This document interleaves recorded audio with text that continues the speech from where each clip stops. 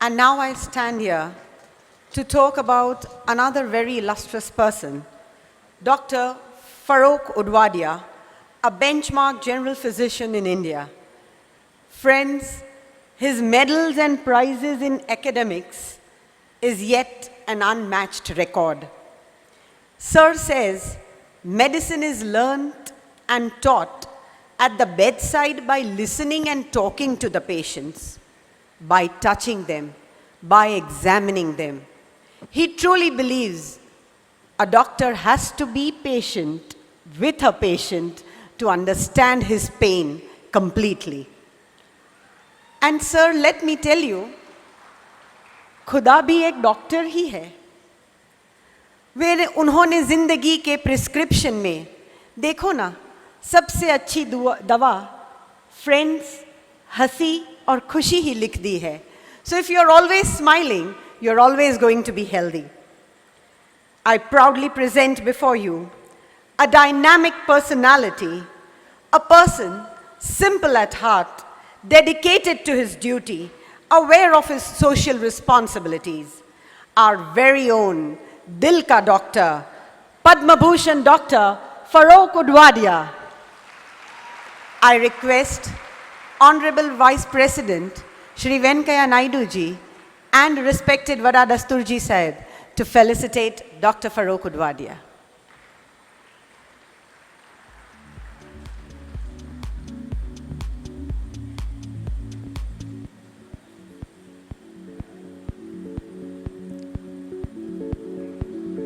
This moment is a moment of pride and pleasure, not only for you, sir, but for our whole community.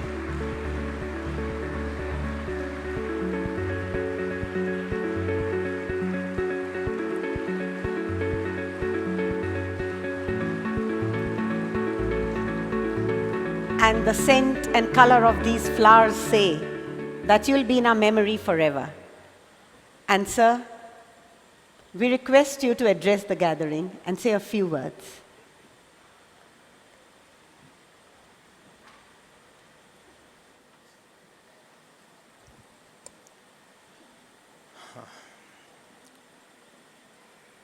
The Honorable Vice President of India, Venkaiah Naidu, Vada Dastur Kharsetji, Mrs. Kharsetji, fellow Zarthostis, ladies and gentlemen, let me at the outset thank you for giving me this honor. I feel humbled, truly. I have already said what I wanted to say yesterday evening, but I would like to repeat a few things. In medical conferences, when they end, or when a talk ends, when a lecture ends, we always end by saying, what are you going to take home? What is the message home? And this is what I want you to take back home. First, remember that we had a great heritage. I told you about that. The Achaemenids, Cyrus I, the Sasanian Empire, the defeat of the Sasanian Empire by the Arab hordes, our refuge in our present mother country, India, their generosity, and our doing our very best to give our very best in every field of human endeavor to enrich our mother country. And I assure you, Your Excellency, that we shall always continue to do so.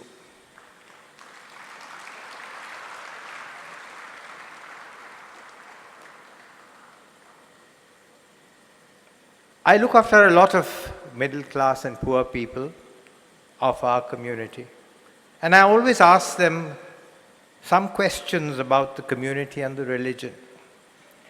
And they feel that, well, we've been living for well nigh 4,000, 5,000 years. We will continue to live forever. God will look after that. Ahura Mazda will look after that.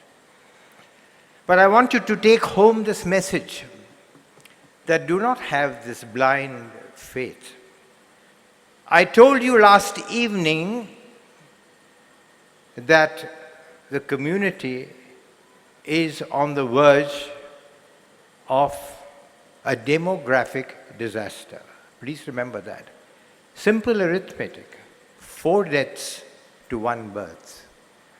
Almost 4 out of 10 marrying out of the community. And how do we set this about? I told you that the first and the most important thing is to stop fighting between ourselves and fight for each other, not against each other.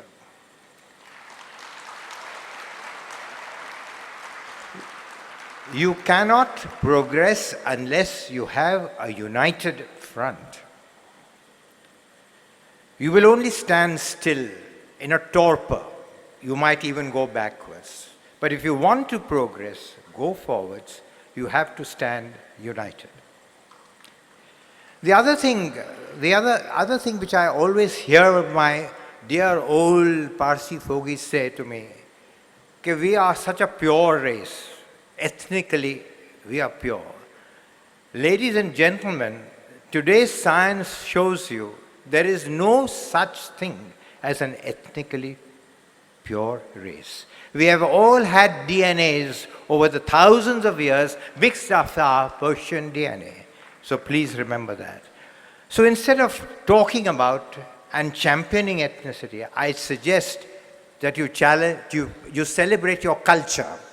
You celebrate the way you live. Celebrate the way you think. Celebrate that you are in a faith which says that you will do good thoughts, good words, good deeds, that you will be just, you will be righteous. That is what you should celebrate. Also, if I may say so, celebrate your humor, which I think is one of the greatest positive assets that we have. How do we correct this further? How are you going to be united? I hear that there are so many associations and so many bodies, each saying its own thing, each contradicting the other, each fighting the other. Why don't we have representatives of some of the larger bodies get together and form an apex body which can debate, which can decide, and which is most important, communicate with the middle class particularly, and the poorer people, telling them what is happening and what is being proposed.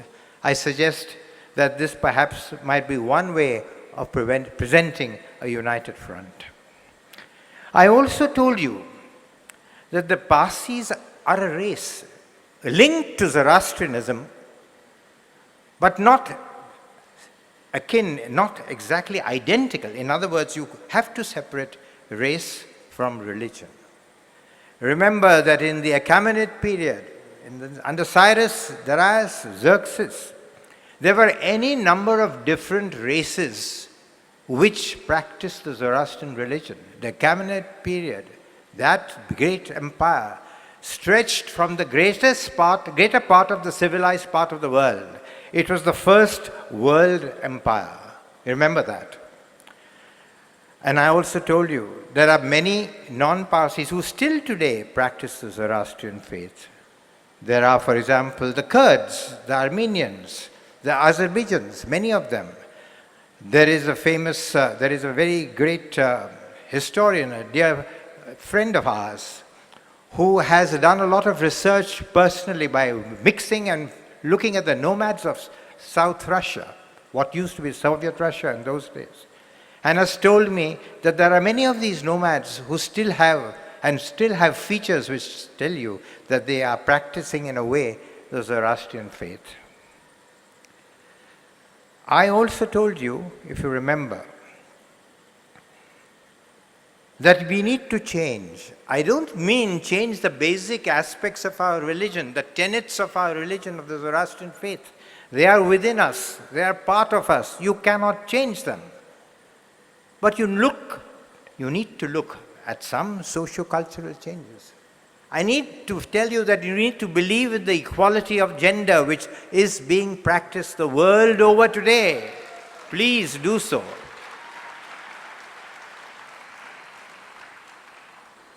There are many who will tell you that we are a patriarchal society. But yes, we may be a patriarchal society. Whoever has said that, I don't know. I don't know whether Zarathustra said that, but Zoroaster said that. But even if we are a patriarchal society, we have a religion which says that we have to be just, that we have to be righteous. And therefore, justice and righteousness demand that there should be an equality of gender. Also, I told you that change is important. Social, cultural features of some of our aspects of our religion, some of our rituals, were not propounded by the great Zarathustra. They are accretions to our religious beliefs, made by men, perhaps greater than us, but still made by men, not by the prophet. And these have come down to us for generations. But times are different, and therefore change, I think, is imperative. Please remember that the history of man is a chronicle of change. I told you that. The history of religions, if you study many of these religions, including Christianity, for example, is also a chronicle of change. So if you have an apex body which studies scientifically what is going around, how bad is the situation with regard to the demography of our community? What is the attrition rate? How many of those who are marrying outside are still practicing Zoroastrianism? In North America, in Australia, in other parts of the world where there are Parsis, mixed marriages, the children are allowed to practice the Zoroastrian faith. I learned that recently from the North American Council of Dasturs, or whatever it is, whatever they are called, who told me that this is indeed so. So change is imperative. But if you fossilize yourself into a shell and say, no, we will not change, we will not bat one lid, everything will remain the same. I told you, ladies and gentlemen, I tell you, my fellow Zoroastrians, you are asking for disaster. You are asking then for a death wish for the community, and that would indeed be a tragedy. Therefore, in the name of Aura Mazda, let the community survive. And even much more importantly, at least to me, let the Zoroastrian faith flourish.